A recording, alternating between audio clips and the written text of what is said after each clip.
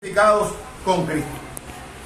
Tenemos una nueva vida que hemos recibido, que el Espíritu Santo nos ha impartido, y esa nueva vida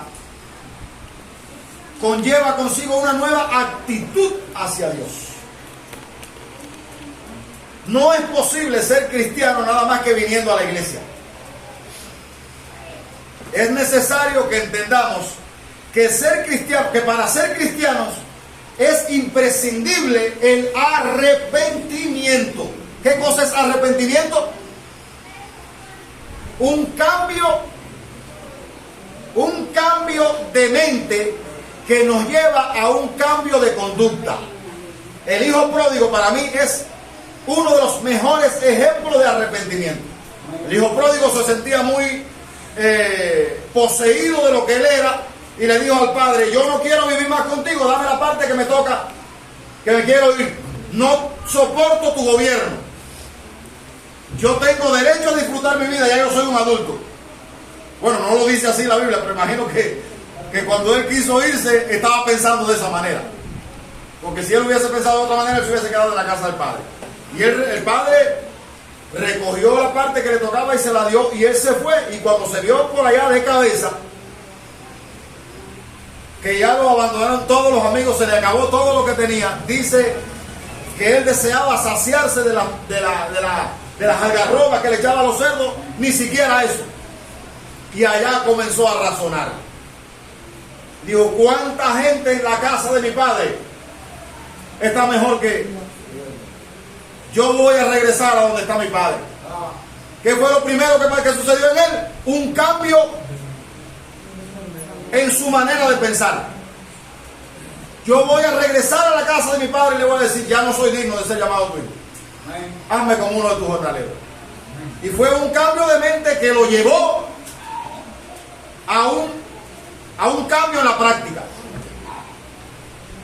Dice que él fue allá y le dijo al padre: ya yo no soy digno. Es decir, una persona arrepentida es alguien que no solo piensa que está arrepentido, es alguien que demuestra con su conducta que está arrepentido.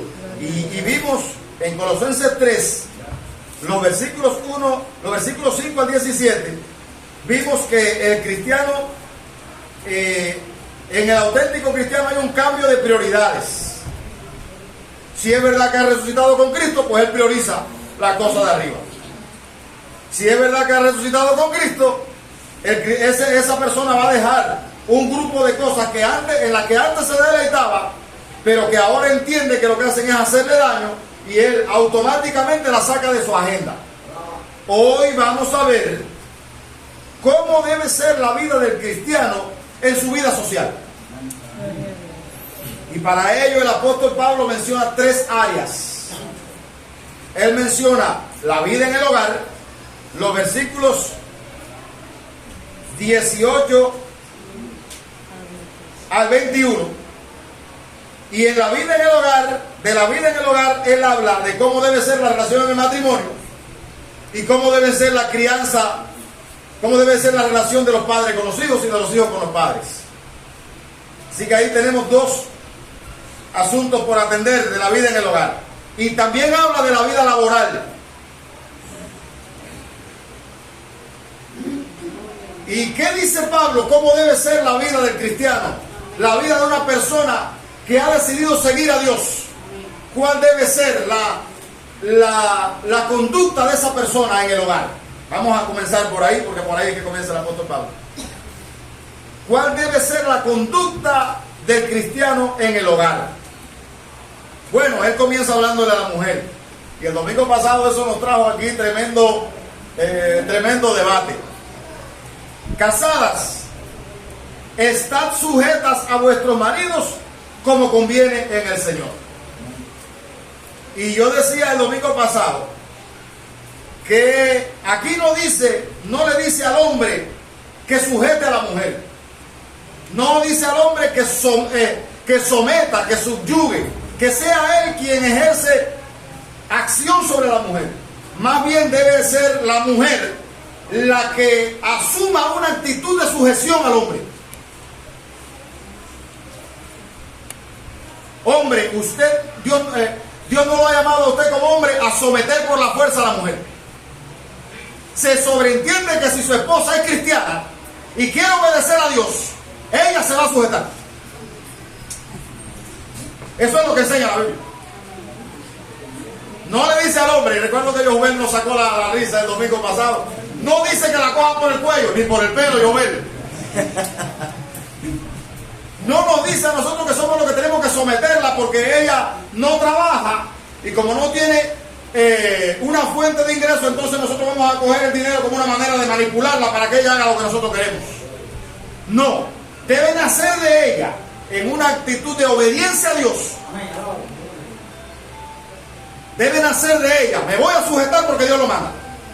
Y si yo quiero respetar a Dios, yo tengo que hacer lo que Él manda en su palabra.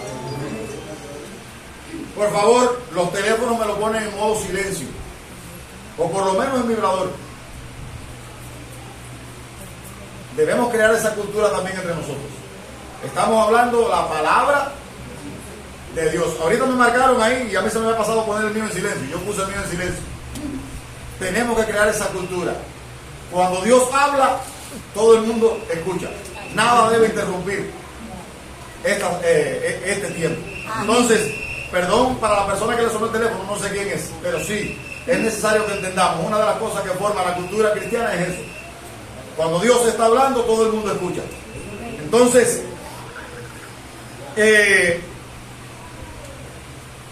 mujer, Dios le llama aquí a usted a someterse, a que salga de usted en una actitud de obediencia a Dios, someterse a su esposo. Porque eso es lo que dice, lo que continúa diciendo el apóstol Pablo. Eso es lo que conviene en el Señor. Y yo les decía que a pesar de que en el versículo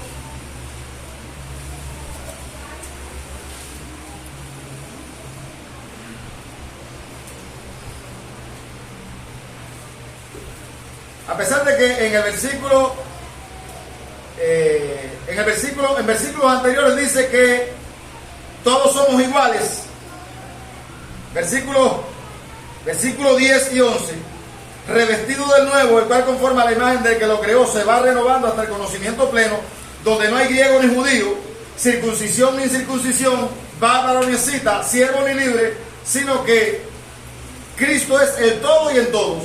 Aunque Pablo trata a todos los que somos hijos de Dios en condición de igualdad, hay un orden que Dios ha establecido. Amén. Y el que es cristiano va a respetar ese orden. Y no va a esperar que haya un policía o que aparezca un diácono, que aparezca el pastor o aparezca un líder para obedecer a Dios. Lo va a hacer sencillamente porque le nace. Y como quiere obedecer a Dios, él va a decir, yo quiero hacer lo que Dios manda en su palabra. Ahora, llama la atención que el apóstol Pablo no solo le dice a la mujer que se sujete al marido, también le dice al marido que ame a su esposa. Es decir, que el marido debe ganarse, de alguna manera debe granjearse el cariño y el amor de su esposa. El apóstol Pablo en Efesios capítulo 5 hace un pasaje paralelo. Él dice, maridos, amad a vuestras mujeres, así como Cristo amó a la iglesia y se entregó a sí mismo por ella. Leemos el pasaje.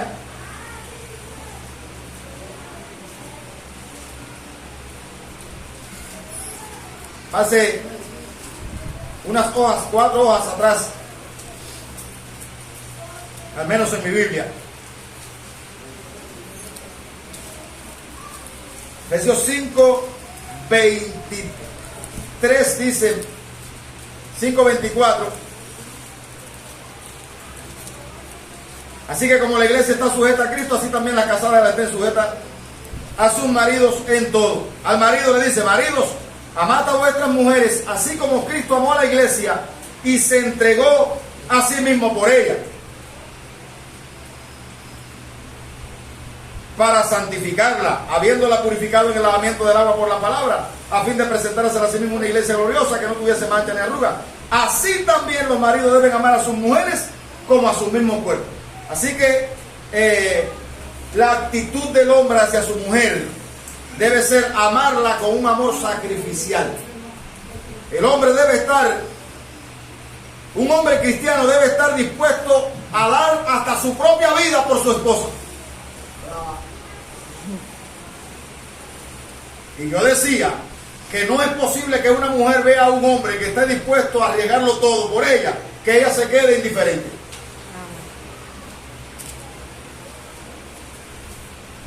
Entonces, marido, usted es llamado a tomar la iniciativa en todo. Si usted ve que su esposa está haciendo resistencia en algún área, analícese usted. Yo decía hace unos domingos atrás, oí un mensaje de Rey Matos, que él decía que cada hombre tiene la mujer que se merece. ¿Usted sabe por qué?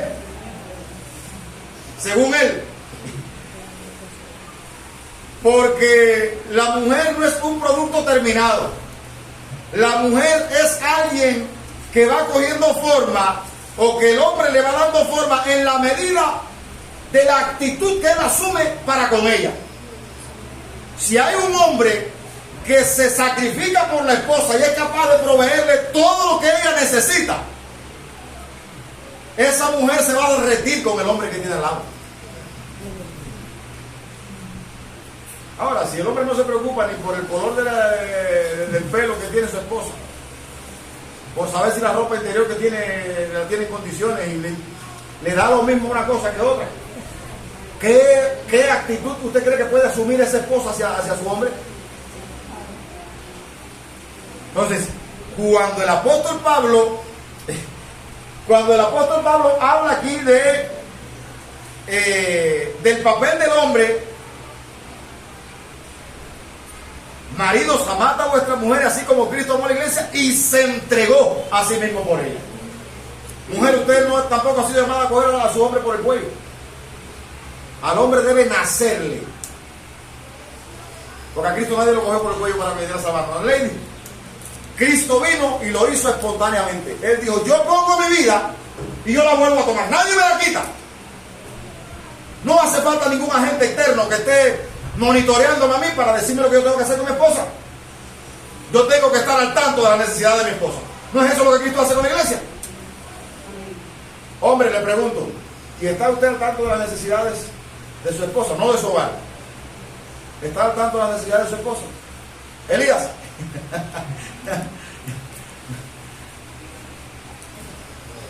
¿Puede sentirse satisfecha su esposa porque ve a un hombre preocupado por el bienestar de ella? ¿O es usted un abandonado con su esposa? Bueno, de hecho, Pablo habla aquí, él más adelante dice: el que ama a su esposa, a sí mismo se ama, porque serán una sola carne. Dios nos trata, ya cuando nos unimos en matrimonio, Dios nos trata como si fuéramos una sola carne. Eso es lo que debemos ser. Y yo debo preocuparme por mi esposa como quien se preocupa por sí mismo. Entonces, es necesario, hombre, que entendamos que no podemos granjearnos todo lo que queremos de nuestra esposa si nosotros somos egoístas y vivimos pensando en nosotros. Resolver mi problema primero no cabe. Si Cristo se hubiese puesto a pensar en resolver su problema, bueno, es que Cristo no tenía problema. Pero bueno, suponiendo que él se hubiese puesto a hacer un cálculo, dejar mi trono y dejar mis comodidades aquí para ir a salvarla, no.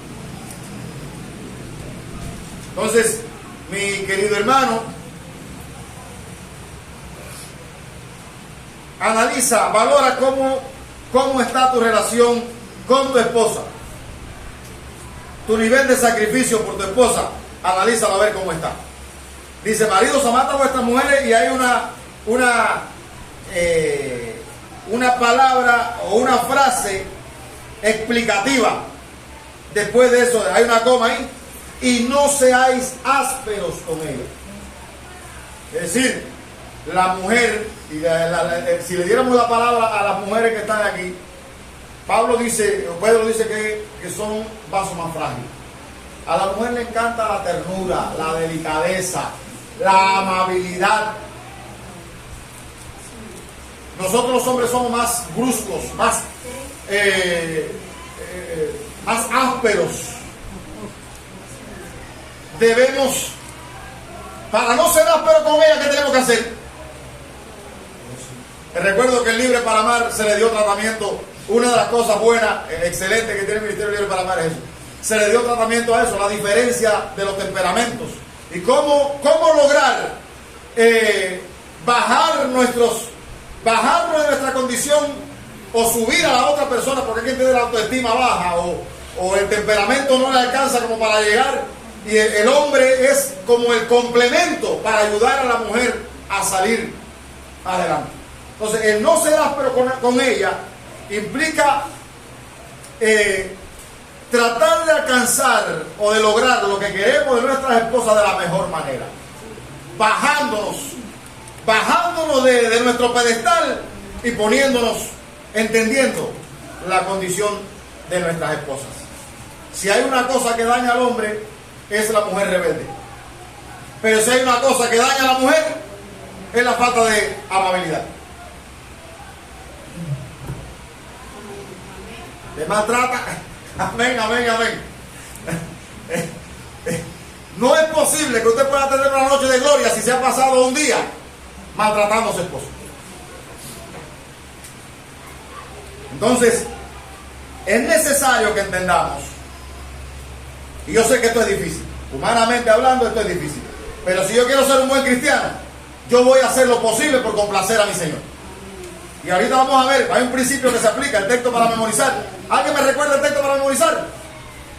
Y todo lo que hacéis, hacedlo de corazón, como para el Señor y no para los hombres, sabiendo que del Señor recibiré la recompensa de la herencia, porque a Cristo el Señor servís. Fíjense que lo que voy a decir sobre el matrimonio, lo que voy a decir sobre la crianza de los hijos y lo que voy a decir sobre la vida en el hogar, todo eso se resume en esa frase.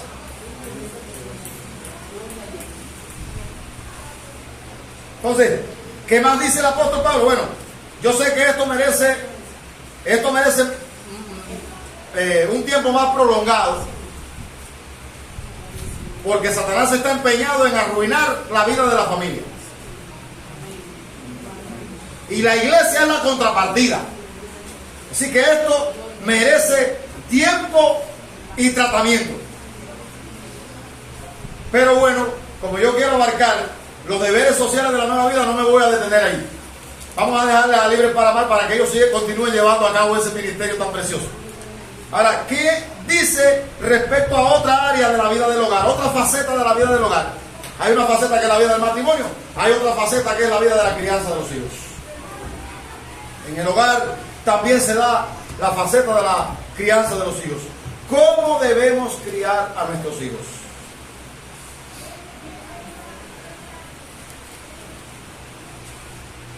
Pablo dice, versículo 21, padres, no seáis ásperos o no exasperéis a vuestros hijos para que no se desalienten.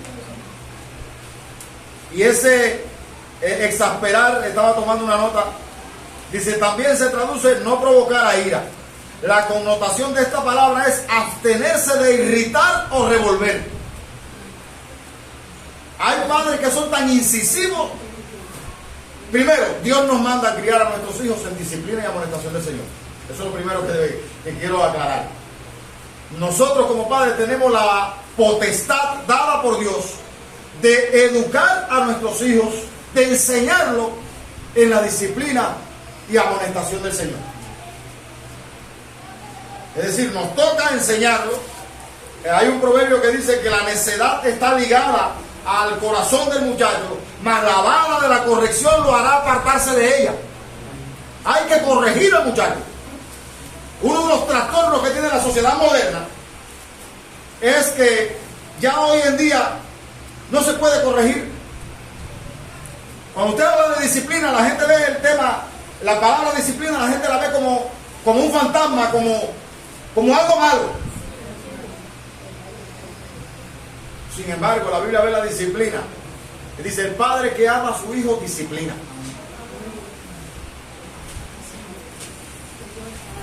Ahora, usted está en el derecho y en el deber de corregir a su hijo. Pero, porque Pablo lo dice bien claro, amonestarlo en disciplina y amonestación del Señor. Es decir, lo que yo voy a hacer con mi hijo tiene que ser en la medida de lo que Dios dice que yo debo hacer con él. Hay padres que son jerarcas y provocan a los hijos con su comportamiento. Llevan a cabo acciones que sacan de paso a sus hijos y hace que los muchachos se desanimen. Yo recuerdo que una vez me corrigieron, cuando yo era niño y vivía en el campo. Una vez me corrigieron y yo me fui, por la rebeldía que había en mi corazón, me fui corriendo para abajo de una mata de limón en medio de un monte y allá me puse a llorar. Pero cuando recapacité, entendí que no podía pasarme el día entero debajo de la mata, que tenía que regresar a mi hogar porque tenía que comer y tenía que... Pero además de eso, huérfano de padre, mi mamá tenía encima la carga. Se acabó el berrinche. Se acabó el berrinche. Bueno, se acabó el berrinche, dice mi hermano. Tenía que entender que mi madre, al tener esa doble responsabilidad, muchas veces estaba copada. Y regresé a mi casa y arreglé mi cuenta con mi madre y traté de caminar lo mejor que pude como hijo. Hice lo posible delante de Dios y delante de mi mamá de caminar lo mejor que podía como hijo. Ahora, hay padres que se le va la mano en la crianza de los hijos y cuando dice aquí que no seas áspero con los hijos, el problema es que el ser áspero con los hijos, dice Pablo ahí, que puede traer como consecuencia que nuestros hijos se desalienten. Es decir, cuando un hijo ve que usted es demasiado posesivo, usted es demasiado imponente, es demasiado exigente, y todo es presión sobre el hijo, y no hay un gesto de amabilidad donde hay algo que equilibra la balanza, ese niño, por ley de la vida, va a tender a ver como una opción el irse de su casa.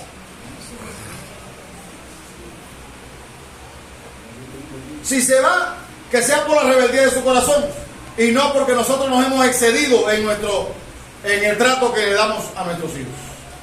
Eso para los que todavía estamos criando, aunque ya los míos están bastante pasaditos. Pero bueno, todavía yo estoy criando porque todavía está conmigo a mí. Entonces, no seas áspero con tus hijos, porque eso puede traer como resultado que ellos se desanimen. Y cuando se desaniman, cualquier cosa puede pasar. Yo recuerdo que Wilson decía una frase, o dice, porque Wilson todavía está vivo: por favor, oremos por Wilson, está hospitalizado en La Habana y está grave. Y Wilson tiene una frase filosófica que dice que cuando no sucede lo que debe suceder, no solo es que no sucede lo que debe suceder, sino que en su lugar sucede lo que no debía suceder. Si yo debo alimentarme todos los días y yo debo alimentarme, eso no se va a quedar ahí. ¿Qué va a traer como consecuencia? Que mi organismo se va a ir debilitando y va a llegar el momento que yo voy a... Las mismas enfermedades que hay en el ambiente me van a acabar conmigo.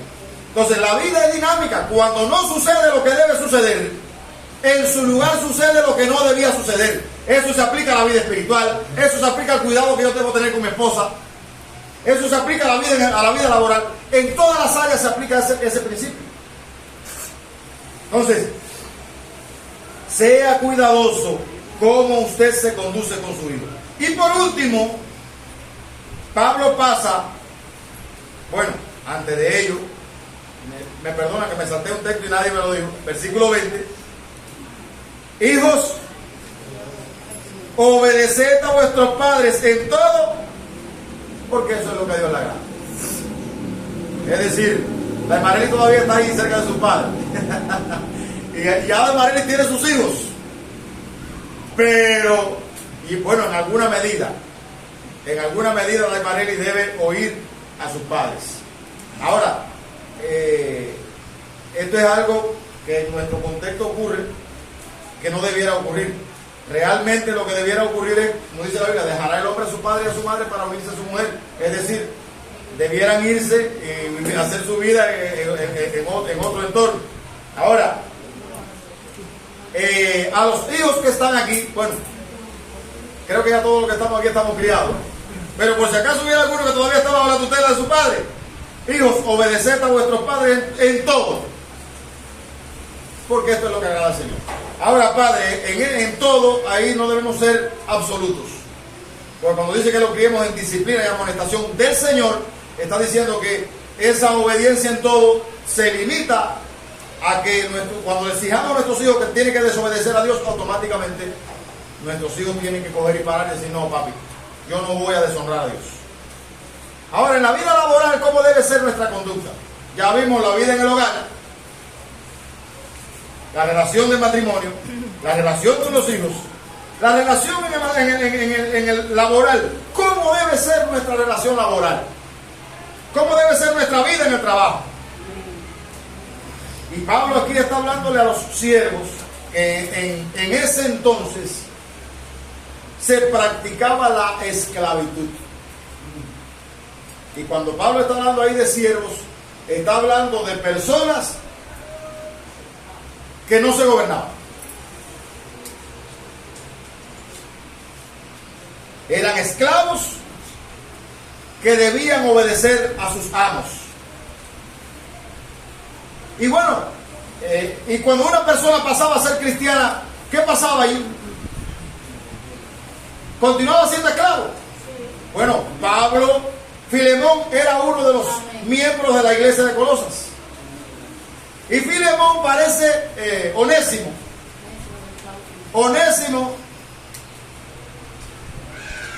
Filemón parece que le había robado. No, fue Onésimo. Que antes te había sido inútil, Pablo le dice. Y parece que Onésimo le había perjudicado a Filemón y había salido huyendo. Y lo habían tomado preso por el desfalco que le había hecho, el problema el estrago que le había causado a Filemón. Y entonces Pablo, por causa del evangelio, va preso y allá le predica el evangelio a Onésimo y Onésimo se convierte. Y cuando Pablo escribe la carta a Filemón, que es un capítulo, cuando Pablo le escribe la carta a Filemón, le dice a Filemón, le dice, yo te devuelvo a Onésimo y yo tengo mucha libertad para decirte que lo dejes libre, porque tú también eres cristiano hoy, porque yo te prediqué el evangelio y yo tengo la facultad de decirte a ti lo que debes hacer, pero no quiero que tú te sientas presionado, porque yo soy yo fui quien te engendré, y no quiero que tú veas lo que estás haciendo como una obligación. Yo quiero pedirte que tú recibas a Onésimo y que le des un trato digno. Él antes te fue inútil, pero ahora te va a ser útil. Ha cambiado, fíjense lo que le hablaba al principio, el cambio de mentalidad. Cuando una persona cambia su mentalidad y quiere agradar a Dios, deja de hacer lo que estaba haciendo para hacer lo que es correcto. Pablo dice, ahora Onésimo, antes te fue inútil, pero ahora nos es útil a ti y a mí. Por tanto, recíbele como si me recibes a mí. Y ahí es donde sale la idea de que él lo desfalcó, le hizo daño. Si en algo te faltó, si en algo te defraudó, ponlo a mi cuenta. Yo te lo voy a pagar, por no decirte que tú te me debes a mí. Entonces, el hecho de que una persona se convierta al cristianismo no le da licencia para vivir como bien le place. Yo estaba valorando el caso de personas que dicen ser cristianas y estando en la fe han desfalcado, han defraudado a otras personas. Y no se ve en ellos una actitud de devolver aquello con que se quedaron. No, yo soy nueva criatura, las cosas viejas pasaron y aquí todas son hechas nuevas. Bueno, yo te voy a remitir a Zaqueo, Hechos 19, para que te des cuenta que una nueva criatura. ¿Qué dijo Zaqueo cuando Cristo le dijo, oye, baja del árbol que hoy voy a tu casa? Todavía no había recibido la salvación.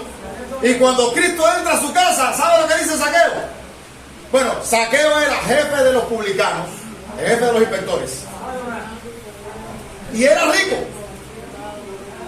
Y fíjense que no por gusto la Biblia recoge esos datos. Él se había enriquecido cuando los inspectores salgan a la calle. Y ya ustedes saben, aplíquenle multa a todo el que se encuentre fuera del lugar. Y si aparece alguien que le puede dar algo, pues mejor, ustedes saben. Y entonces, pero no me dejen a mí fuera. Y entonces todos los inspectores salían. Y cuando venían, mira, Zaqueo. Zaqueo era un saqueador. Y Zaqueo se había hecho rico. Ahora, ¿sabe cuál fue la palabra de Zaqueo? Hechos 19. ¿Sabe cuál fue la actitud de Zaqueo? Dijo, cuando Cristo le dijo, cuando Zaqueo ve a Jesucristo entrar a su casa, dice, Señor, la mitad de mis bienes le doy a los pobres. Y no te esto otro. ¿Alguien tiene ya la cita bíblica? La tengo, pero no sé cuál es el versículo. Hechos dice, Lucas 19. Lucas 19. Pero el texto dice, ¿qué dijo Zaqueo cuando recibió a Cristo en su casa? Señor, la mitad de mis bienes doy a los pobres, y si en algo le falté a alguien, se lo devuelvo 4 veces. 4 veces. ¿Qué decía la ley? Cuando usted robaba algo, cuando el ladrón robaba algo y era sorprendido, ¿cuántas veces tenía que devolverlo? Bueno, se lo dejo como tarea. La ley decía que tenía que devolver lo robado más, creo que una quinta parte.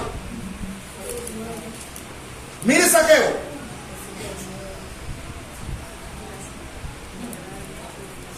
¿Tienen el texto? ¿Cómo dice? Y entrando Pablo en la sinagoga. No es Pablo. Saqueo, pues, tu pie dijo al Señor, he aquí, Señor, la mitad de mis bienes doy a los pobres, y si en algo he defraudado a alguno, se lo devuelvo cuadruplicado. Lucas 19. 19:8. Lucas 19:8. Disculpe, mi hermano. Lucas 19:8.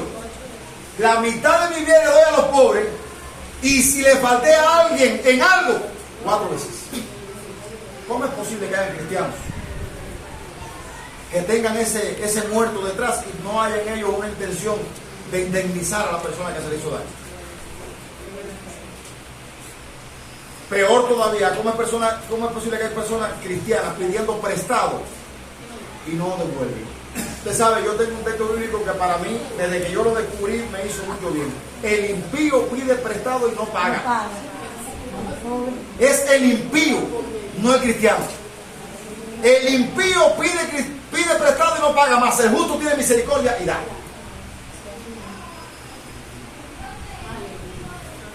Ahora, vamos a la vida laboral.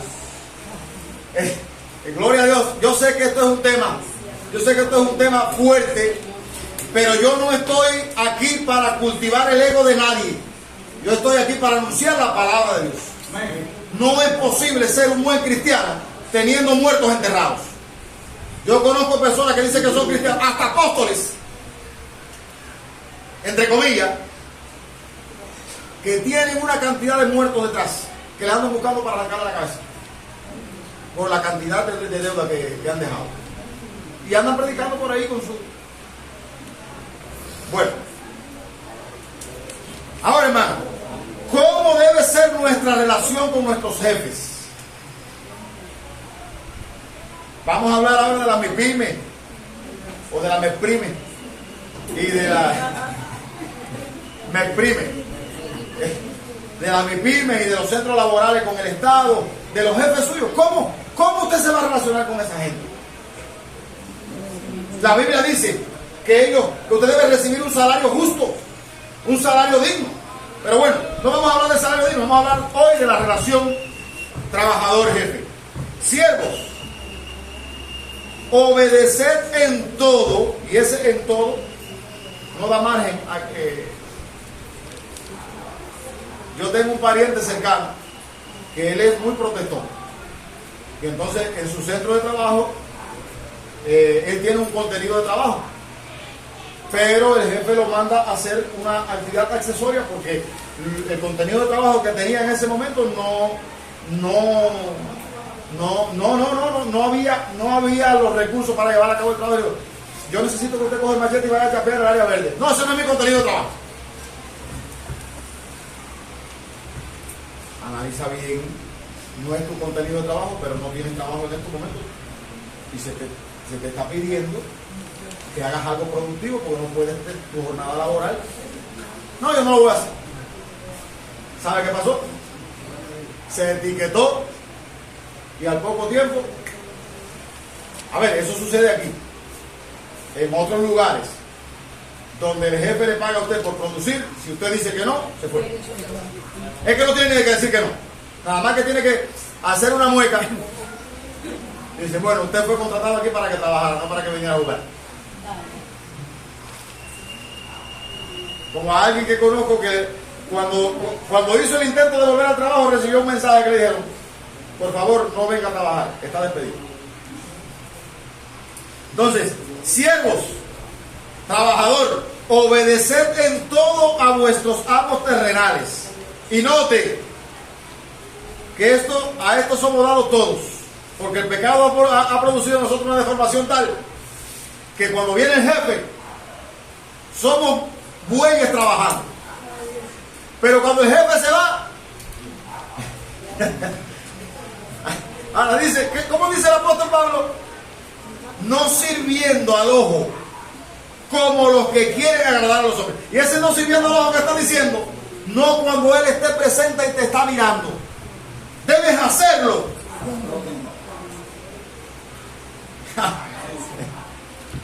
con corazón sincero, temiendo a Dios. Es decir, que una persona que está trabajando y quiere ser productivo, nada más que cuando el jefe lo está mirando, lo está haciendo sin temor de Dios. Eso es lo que dice, lo que infiero del texto bíblico. La última parte. No sirviendo al ojo como los que quieren agradar a los hombres, sino de corazón sincero, temiendo a Dios. Bueno, yo lo hago, yo debo trabajar mirándome el jefe y no mirándome, yo debo hacerlo. ¿Por qué razón? Porque yo soy un siervo de Dios. Ante todo, yo no soy siervo de esa persona, yo soy un siervo de Dios. Qué diferente sería nuestra vida laboral si nosotros trabajáramos en el trabajo, hiciéramos nuestro trabajo como quien le está sirviendo a Dios. Qué diferente sería Cuba si la gente, en vez de estar esperando soborno y propina, hiciera su trabajo como quien está sirviendo al Señor. Usted llegara como paciente donde hay un médico y el médico le dice, venga acá, por favor, siéntese. Mire, no tenemos medicamentos, no tenemos aditamentos para operar, pero queremos saber qué es lo que usted tiene y ver cuánto podemos ayudar. Qué diferente sería, hermano. Y no que se encuentre un verdugo, un turco allí que le diga, no tenemos nada, te vamos a dar una receta y te vas para tu casa. Hermano, pero uno de los graves trastornos que tiene nuestra sociedad es que ha sacado a Dios del escenario.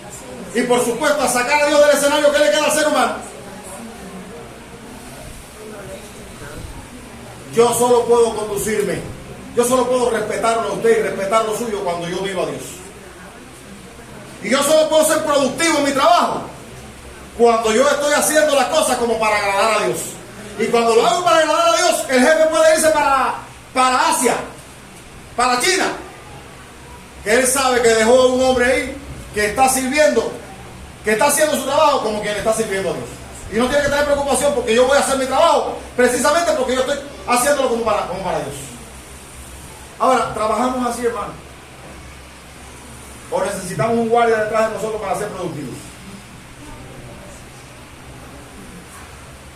Y yo sé que lo que le estoy diciendo es complejo. Porque otro de los trastornos que tiene nuestra sociedad es que usted va a cobrar el mismo salario si hace una gestión como si hace 100. Eso es una aberración. Si yo hago 100 consultas,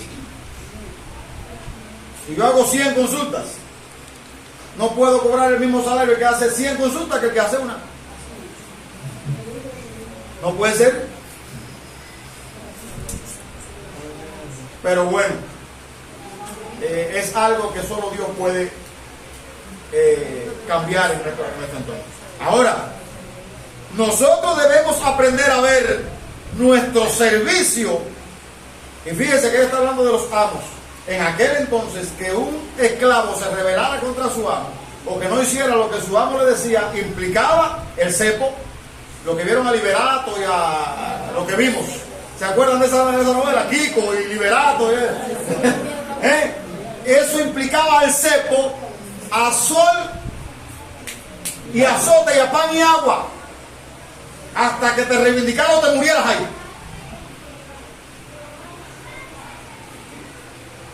No hace falta eso para que yo obedezca. Dice Pablo.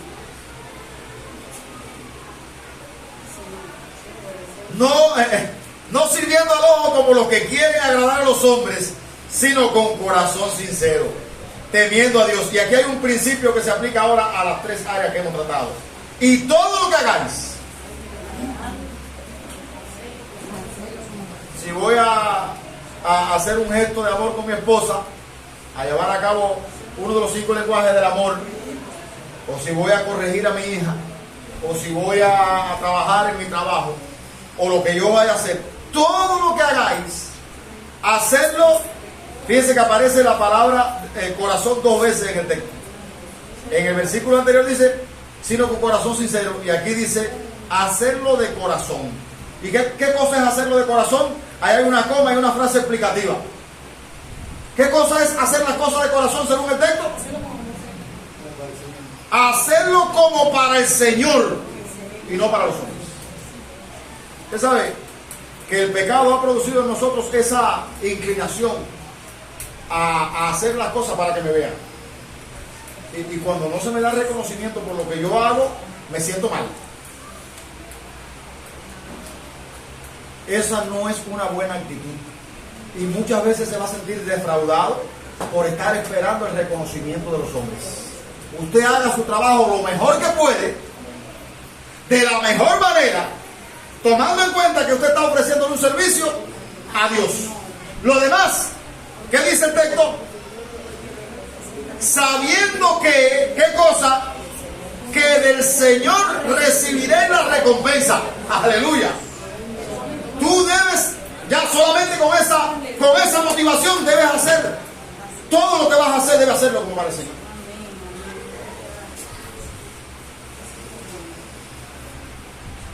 Si tú estás esperando el reconocimiento del pastor, puede que lo tengas, pero no es suficiente. Es mejor que tú esperes el reconocimiento de Dios, que la alabanza de Dios, esa sobrepasa cualquier alabanza que puedan dar los hombres. Sabiendo que del Señor recibiré la recompensa de la herencia, porque a Cristo el Señor servís. Usted es un siervo de Jesucristo. Y donde quiera que usted esté haciendo algo, o esté trabajando, o esté elaborando, usted está sirviendo en alguna medida, y está sirviéndole a Cristo. Y hermano querido, si usted quiere que las cosas funcionen bien, ponga a Cristo como el centro de su vida y como aquel a quien usted está ofreciéndole servicio. ¿Qué diferente sería nuestro servicio si cuando yo voy a atender a uno de mis clientes, yo lo viera como si fuera el Señor a quien lo estuviera atendiendo? Pero a veces vemos a la persona que vamos a atender como alguien insignificante. Y no le damos la dignidad, el valor que requiere esa persona. Ahora, hermano querido, termino con esta idea que Pablo termina. Bueno, no termino, porque dice, mas el que hiciera injusticia, ¿qué pasará con él? Fíjense que ahí aparece la palabra recibir 2 veces. Del Señor recibirá la recompensa, pero el que hace injusticia también recibirá la injusticia que hiciere, porque Dios no tiene hijo favorito. Y a los amos le dicen, amos, versículo capítulo 4, versículo 1, amos, haced lo que es justo y recto con vuestros siervos. Qué bueno sería que los dirigentes que tenemos hoy entendieran que ellos son, Dios los ha puesto hoy para servirle al pueblo. Y están ahí para hacer eso que dice ahí, lo que es justo y recto.